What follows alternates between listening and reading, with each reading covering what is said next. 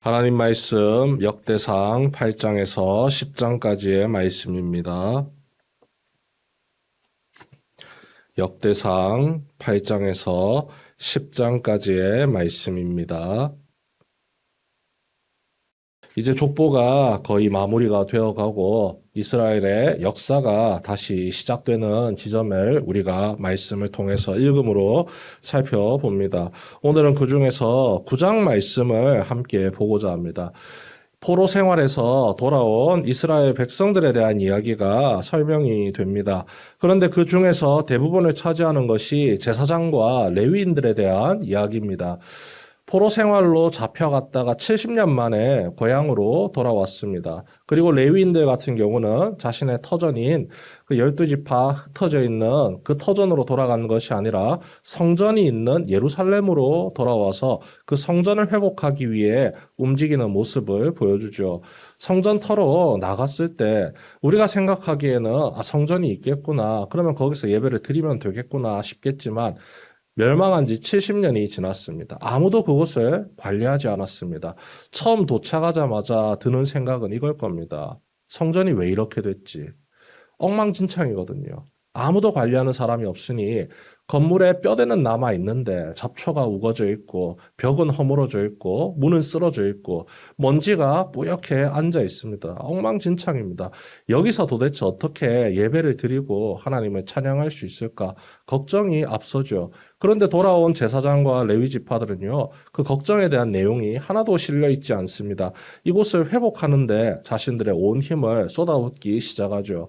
제사장들은 하나님께 예배를 인도하는 자로서 그 자리를 섬기기 위해 지키며 나아갑니다. 나머지 레위인들도 각자 자기에게 주어진 사명을 따라서 우리 조상들이 이 일들을 감당해 나갔기 때문에 하나님께서 우리에게 주셨던 사명이기 때문에 그 자리를 내가 지키며 나갑니다 하고 이 예루살렘 성전을 지키기 위해서 온 힘을 쏟습니다. 단순하게 지킨다는 표현이 그냥 그 자리를 지키고 앉아있다 이런 것이 아니라 무너진 곳을 보수하고 부족한 물건들을 채워나가는 그런 모습인 것이죠. 지금 돌아와서 삶이 안정되지 않았습니다. 내가 먹고 살기에도 힘들고 어려운 형편임에도 불구하고 하나님께 예배드리는 삶이 끊어지지 않기 위해서 그 성전을 회복하고 보수하는 일을 힘쓰고 있다는 사실이지요. 그 사람들의 이야기가 오늘 9장 말씀에 자세히 소개되고 있습니다. 회막의 문지기, 그저 문지기일 뿐입니다. 문을 열고 닫는 직무에 불과합니다. 지금 이 성전이 엉망진창이 됐기 때문에 문을 열고 닫는 게 그렇게 중요하지 않을 수가 있습니다. 왜냐하면 지킬 만한 것이 없고 훔쳐갈 만한 것이 없기 때문이죠. 하지만 하나님께서 내게 주신 직분이 이것이기 때문에 이 직분을 소홀히 여기지 않겠습니다 하면서 일해마다 사람이 돌아가면서 그 동서남북 성전 문지기를 자청하며 나아가고 있습니다. 아무리 둘러봐도 지킬 게 없는데 그래도 이것이 하나님이 내게 주신 사명이기 때문에 순종으로 나아갑니다. 열심히 지키고 있죠. 그리고 또 다른 레위 사람들은 성전의 기물들을 하나하나 복원하는 가운데 있습니다. 향품을 복원하고 향료를 복원하고 먹을 것을 진설병을 올리는 준비를 하고 이런저런 일들을 감당하고 있죠. 그런데 그 레위 사람들이 그 제사장들이 한결같이 보인 태도가 있습니다. 그 직분을 굉장히 소중하게 여겼다는 겁니다. 내가 먹고 사는 것보다 하나님께 나아가는 것을 가장 중요한 것으로 여기며 나아갔다는 것이죠. 물론 그들이 하나님께 택함 받은 하나님의 몫으로서 살아갔던 이 레위 지파였기 때문에 그들의 생각이 그 길을 걸어가는데 큰 도움이 되었을 겁니다. 하지만 일상을 살아가는 데 있어서 그것을 내려두고 하나님께 먼저 마음을 다하기란 쉽지가 않죠. 당장 내가 먹고 사는 문제가 정말로 급한 일이기 때문입니다. 나 혼자라면 한 끼 굶고 하나님께 올인하지 이렇게 마음을 품을 수 있지만 내게 딸려있는 식구들이 있습니다. 자녀들이 있고 아내가 있습니다. 그들을 굶겨가면서까지 그들이 힘겨워하는 모습을 보면서까지 하나님의 성전에서 예배를 드리고 기물을 회복하고 이 문지기로서 사명을 감당한다. 결코 쉬운 일이 아니죠. 그럼에도 불구하고 그 일을 감당했다는 겁니다.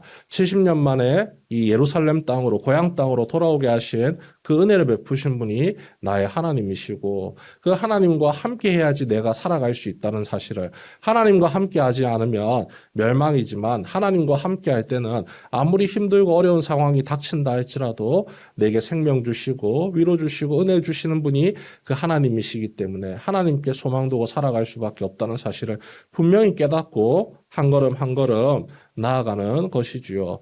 오늘도 우리가 하나님께서 우리의 삶 가운데 함께 하십니다. 우리의 인생이 녹록치가 않습니다. 경제는 어렵고 사람들 간의 관계는 경쟁 일변도로 치닫고 있습니다. 개인주의가 특히 득세를 하는 요즘의 시대이죠. 주변을 둘러볼 틈이 없습니다. 그저 나 한 사람 잘 살기 위해서 서로를 헐뜯고 내가 올라서기 위해서 서로를 짓밟고 살아가는 그 삶의 환경, 치열한 삶의 환경이 우리에게 주어져 있습니다. 그 가운데서 예수 그리스도의 복음 붙들고 하나님께서 내게 주신 사명 감당하며 나아가는 것 절대 쉽지 않습니다. 하지만 하나님께서 그것을 우리에게 요구하시고 요청하시고 바라고 계십니다.